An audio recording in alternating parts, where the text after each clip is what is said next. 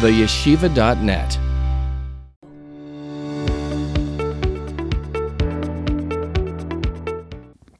What's the source that getting drunk makes you a sinner? Where did the Rambam get this idea that hameshtaker haroize chayte? So the Rambam that I'm using is the Rambam La'am Meister of Cook, and he brings from brachas loy sirve v'loy sechte brachas chavtasa mit beis. Don't drink and you won't sin. And Rabbi Yehuda says that a Talmud Chacham who drinks, on him it says nezem zov ba'av chazer. Wow, a golden noseband on the nose of a pig. V'loyoid el shemachalol shem shemayim, he desecrates Hashem's name, and that's Zoyar Parshas Bereshis. Wow, so this may be another source of the Rambam in Zoyar. Rashi says over there in Brachas Chavtes Amid Beis, don't get angry and don't sin because anger brings to sin, and don't get drunk because it will bring you to sin. So that only means that what? That drunkenness brings you to sin. The Rambam says, Hameshtaker hareize chayte. That is actually a sin.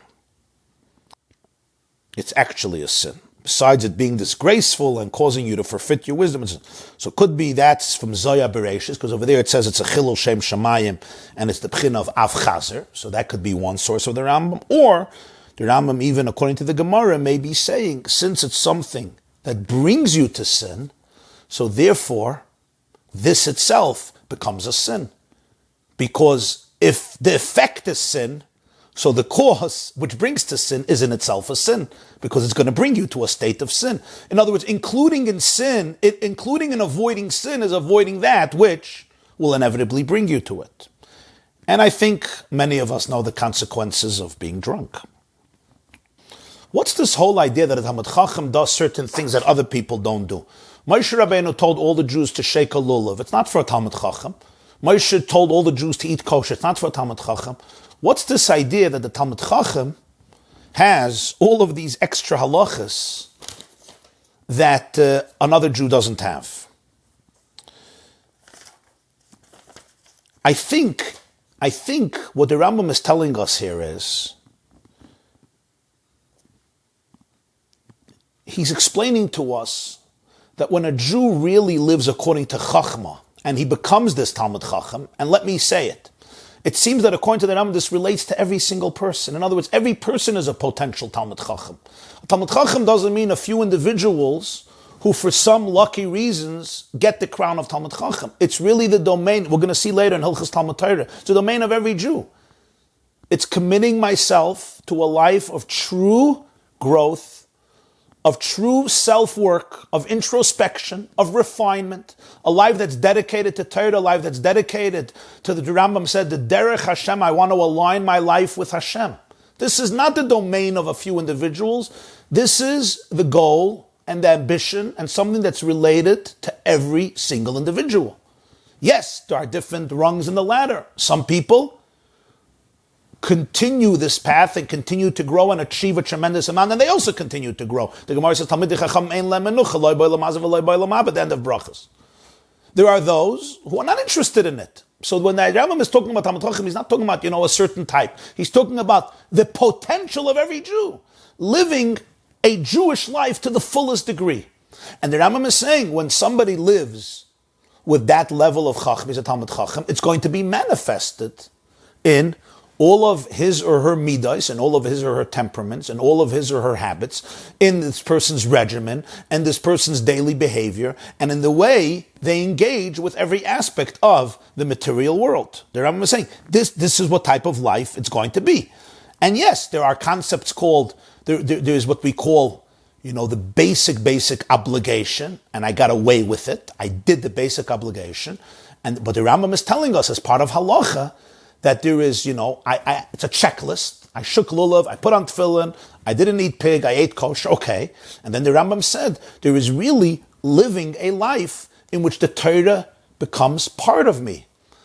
That's what it means to be a Jew. To be a Jew in the fullest and deepest way means that Jewishness is manifested in the way I inhale and exhale, in the way I talk to people, in the way I greet people in the street, in the way I walk into the store, in the way I eat, in the way I go to the bathroom, in the way I'm together with my spouse, and in the way I communicate to people, and the way I do business. So the Rambam didn't find a pasuk that a Talmid Chacham has to do things differently. The Rambam is telling you a halacha, and the halacha is living Jewish life to the fullest degree, to the degree, as they say, sucking out the marrow of Jewish life. This is what it looks like. Because the real Chacham, you're not only going to see in his wisdom or even in his character traits, you're going to see it in everything he does. That's how I understand it. You're asking a very good question. This is a very interesting question. It's a question from the Lechem Mishneh. The Rambam discusses certain behaviors during intimacy. They shouldn't be drunk. She shouldn't be asleep. You don't do it against her will. This doesn't only relate to a Talmid Chacham.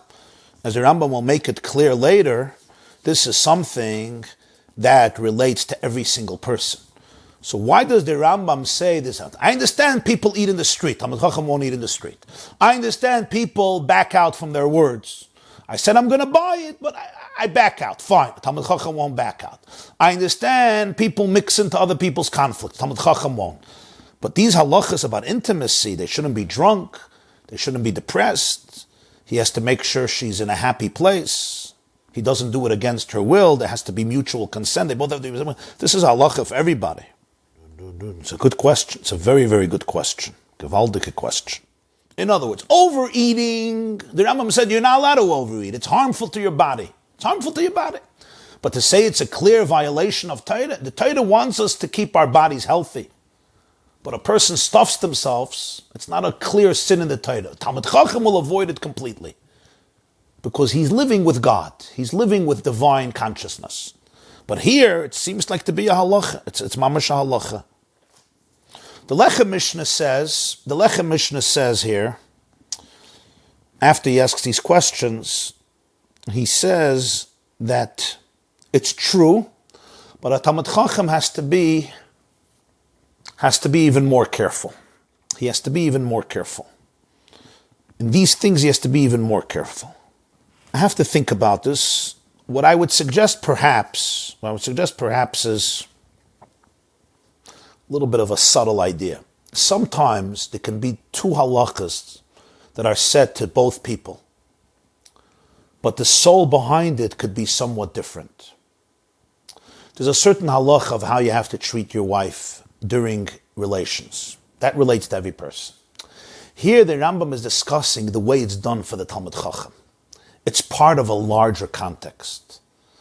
That the whole experience, the whole way he relates to his spouse is from a place of absolute kedusha, absolute refinement. Automatically it trickles down to the smallest components of how they are together physically, of how they communicate, of how he speaks, of what he does. Of course, they both shouldn't be depressed. And of course, when she's sleeping, it's inappropriate for him to have relations. And of course, it should be with her mutual consent and not forced. That's with everybody. With everybody, it's a halacha. By a Talmid Chacham, it's an expression, it's a manifestation of a whole approach, a general approach. That the whole marriage, the whole relationship, in the bedroom and outside of the bedroom, is based on kedusha. There's a holiness, there's a godliness, there's a refinement that permeates the entire marriage, the entire relationship, beyond just technical laws. And therefore, automatically, there won't be a situation that they're both drunk. In other words, they're not focused on each other. Or they're both in a bad mood, or she's frustrated, or he's frustrated. He's going to avoid that completely. So the Rambam is not saying that by other Jews you don't have this halacha, but by the Talmid Chacham it's part of a general context that is unique to the person who's a living embodiment of Torah. Why does the Rambam tell us about what his children are going to look like? This is a sefer of halacha. It's not a sefer of chassidus or agada. Why does he tell us? I think part of halacha is to understand consequences. That's part of halacha. Part of halacha is not just to know the rule book; it's to understand the rule book. He doesn't tell me the reason of every halacha, but to understand the ramifications. In other words, I'll put it this way: When you know the consequences, you understand what you're doing or not doing much better. When I look at a seed and I could see the apple, the potential apple, in the genetic makeup of this seed, I could see the seed with more clarity, right? I could relate to it with more respect, with more sensitivity. When the Rambam discusses the consequences, he's basically articulating what you're doing. Or maybe I could put it differently. The consequences here are not a reward, it's a natural consequence. Just like a child is the ear of the genes of Tati and Mami, because the sperm and the egg basically bring together the Y chromosomes and the X chromosomes. And thus, whether it's a male in his way or a female in her way, it becomes a hybrid, a synthesis of daddy's genes and mommy's genes, which we know today. This is also true on a deeper level. The state of mommy and tati, emotionally, spiritually, morally, psychologically, also affects the spiritual genetic makeup of the child. It's not a reward, it's a derivative. The Rambam is not saying what's going to happen. He's explaining what is happening. When father and mother are focused on each other, when there is a lot of connection, when there is respect, when there is refinement, when there is oneness, when there is unity, as the Rambam describes, when there is godliness, when there is kedusha. So just like their physical genes are manifested in their offspring, their spiritual state is also manifested in their offspring. So by saying this, he's actually describing what is really happening. This is really what's happening. That's how I understand it. Why does the Rambam say in Halacha 7, if he sees his words are effective, he speaks, and if not, he's quiet? He already said in Perek Beis, a person should generally be silent and only speak about wisdom or things that your body needs, or Torah. Over there, the Rambam is discussing a general principle about silence being the way to go. And when you communicate, there should be a good reason for it. There should be a good reason for it. Great. And he says, even when you're teaching, your words should be short and your content should be rich. Here, there's a good reason to speak. The man lost somebody. You want to comfort him. The man made a neder. He's never going to his mother-in-law's house. You want to do a Torah Snidam. You have a good reason to speak. And that's when you say, I have a good reason. But it's not going to be effective. It's divrei chachma. It's divrei gemilas chsadim. Don't speak. You understand? That's the word. Great question. Does this mean that a seriously obese person is neither a chacham nor a talmid chacham, understanding that a very obese person will have some excuse why this does not apply to them, same as people rationalize everything? Frankly, I am asking, if I see somebody who's really fat and really obese, does that immediately mean that this person is not a chacham and not a talmid chacham?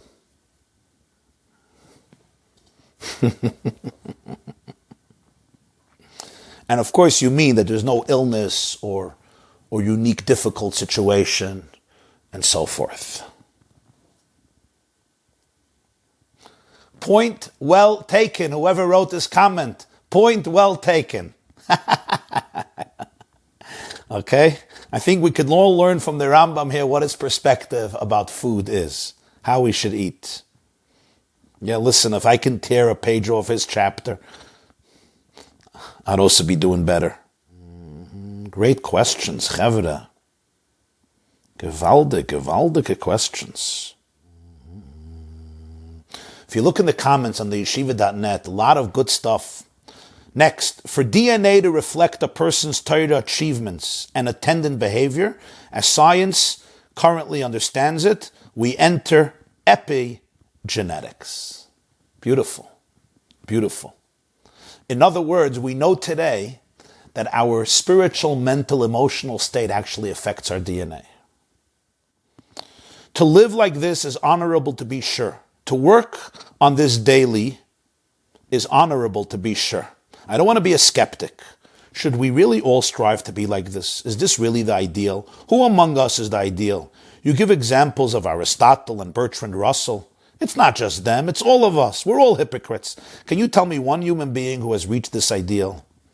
So I guess what I'm asking is the lesson that we should just keep trying. We need to be aware. We need to work on it. Listen, and the person who thinks that they achieved this certainly didn't achieve it because they're probably delusional or arrogant. We're always working on ourselves. But I could tell you that I have had the privilege, and it's a divine gift, it's a privilege that I will be thankful to Hashem till my last breath. I did see such a person. I actually grew up at the feet of such a person. I saw it. I saw it every day. Almost, I can't say every day of my life. I went away to camp and other times, but sometimes there was times that I saw this person on a daily basis.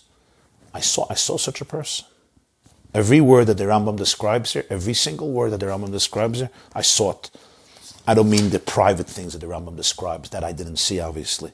But whatever I could see with my eyes in terms of behavior that was more public, and also not so public, because I sometimes saw some private things, I saw it. I had the privilege of seeing it.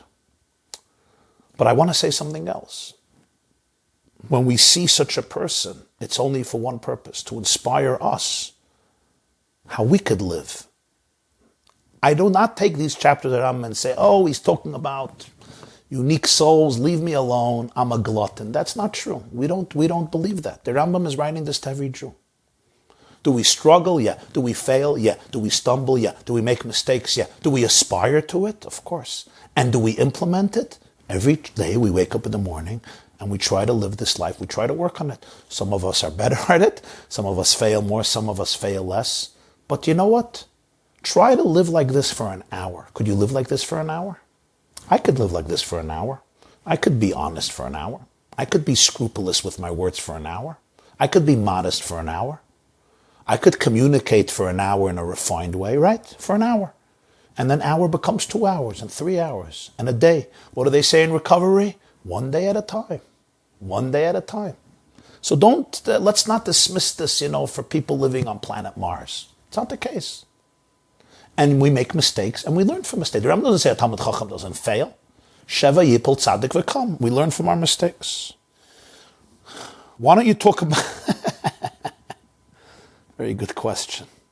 Person wants me to talk about why nobody listens to the Rambam to first get a job, and then buy a house, and then get married.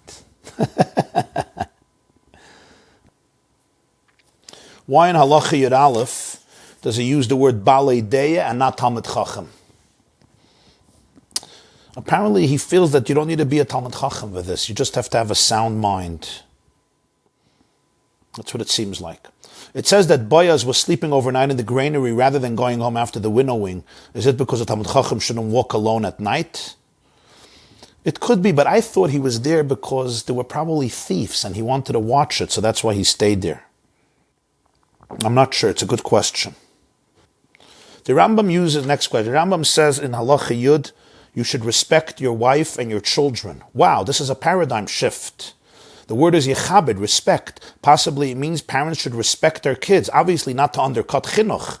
But this is not an idea I usually hear in lessons. Can you please respond? He's actually saying, respect your wife and your children even more than what your income affords.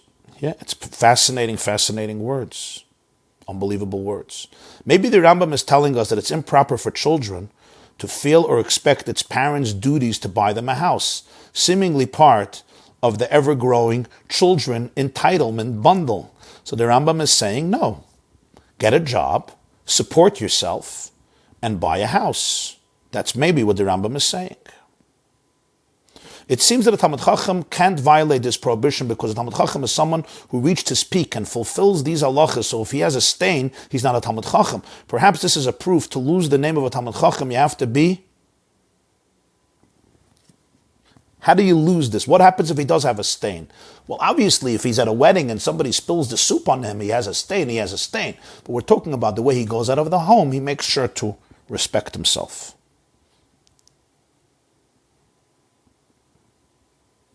There's a very sharp word from the Kotzker Rebbe. The Gemara says, Talmud Chacham shenimtzer revaval bigdoi chayiv misa, right? Shabbos Kuf Yadalet. Talmud Chacham that has a stain on his beged, he's liable of the death penalty because it's a chilul Hashem. He embarrasses the Torah. He makes the Torah seem disgraceful to everybody because he's representing Torah and he's dirty. The Kotzker Rebbe said, the problem is one stain. He only has one stain. But that's a Kotzker word. In the religious world, we get married, then we get a job, hopefully, then we get a house. Some people don't even get a job. Somebody else buys them a house and they don't get a job. But if we don't do this, there'll be a shidduch crisis. If we wait for everybody to get a job and everybody to build a home, there'll be a shidduch crisis. Wouldn't keeping the Rambam's order reduce the number of children we have?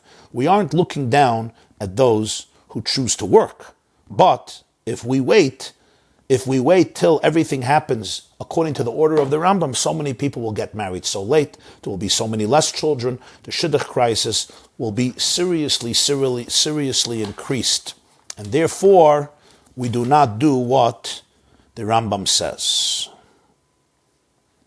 I hear what you're saying. And you see in Halacha Yud Aleph, he says, Derech Balei Deya. He doesn't believe it's the Talmud Chacham. Any person with wisdom, he thinks, has to advocate this ideal. Okay, now, the Rambam is very sharp about this. He says, fools and mindless people, do it in the opposite way, and it's derech hatipshim, it's the way of fools, and you're never successful. So a few of you are bringing up this. I see this topic is coming up a lot here. A lot of comments about this.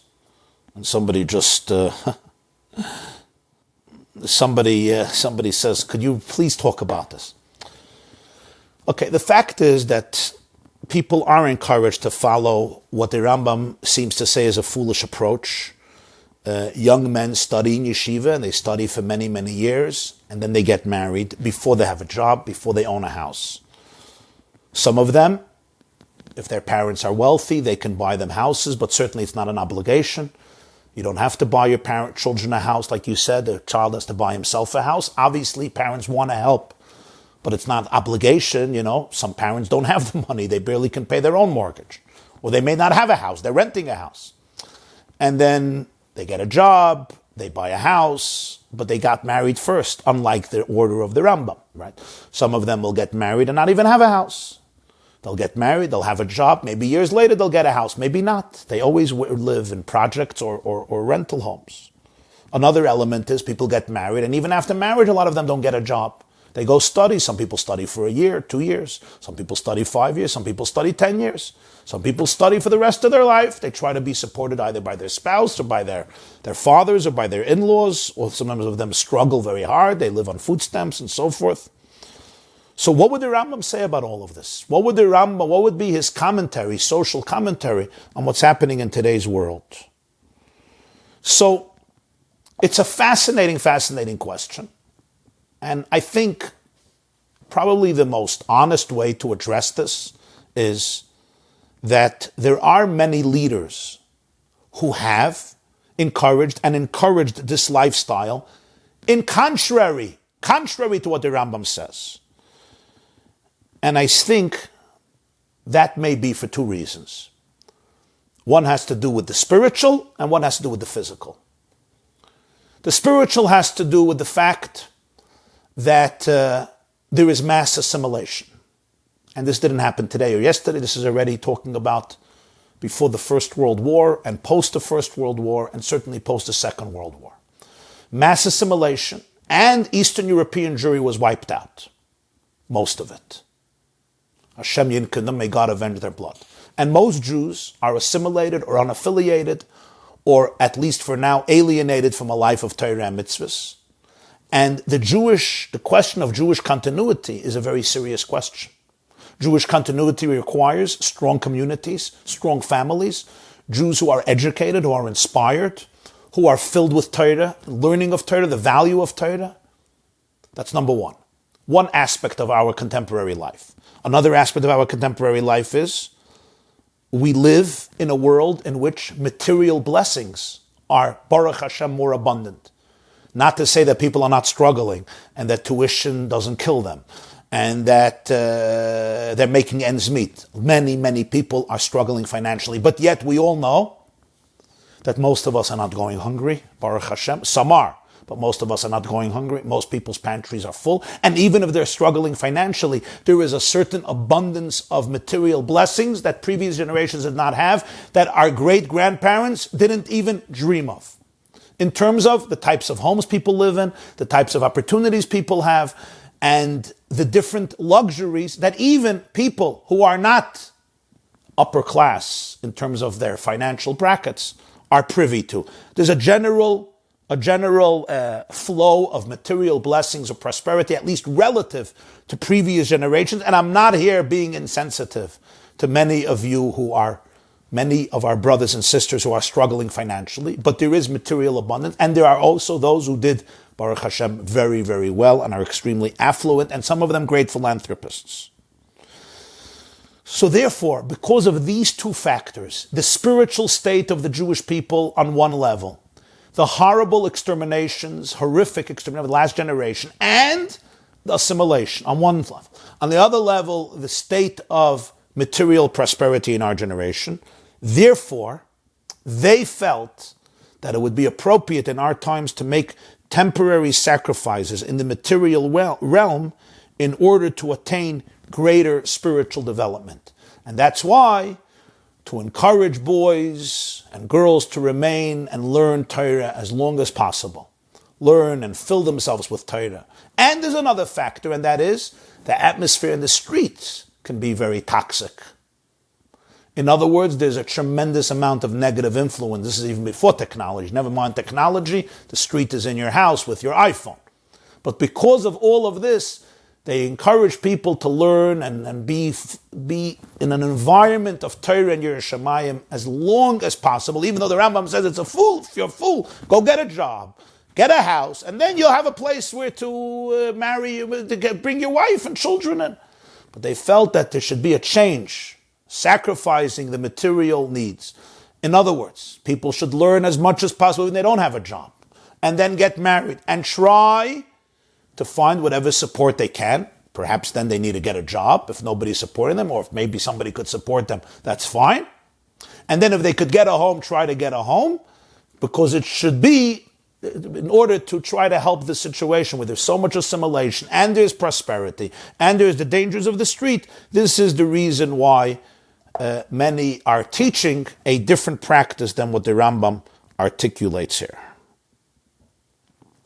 I hope this gives it some clarity. What would the Rambam himself say about this? That's above my pay grade. I cannot answer that question, what the Rambam himself would say about this. What I could say is that it's certainly something to reckon with. Certainly something. But I will say this. Whatever your perspective is, okay, I think the Rambam is teaching here something for everybody.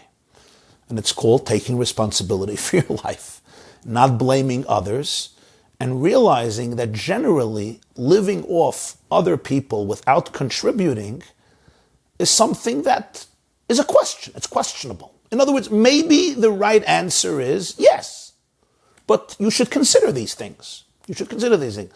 And why is it so important? It's important because if my Torah becomes an excuse of relinquishing responsibility, then there's something off about it.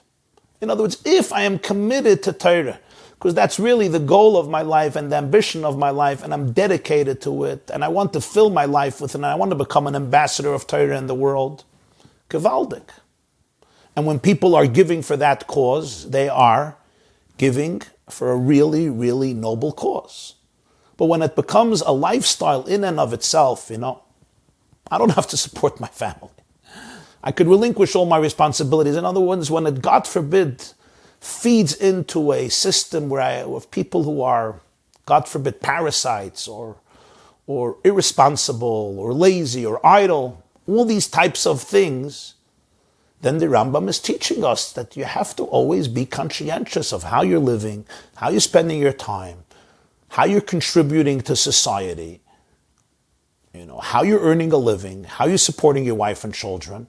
It must come from a place of deep moral commitment, of moral conviction, of spiritual empowerment. So I think wherever you are in this, in your life, there's so much to learn from these words.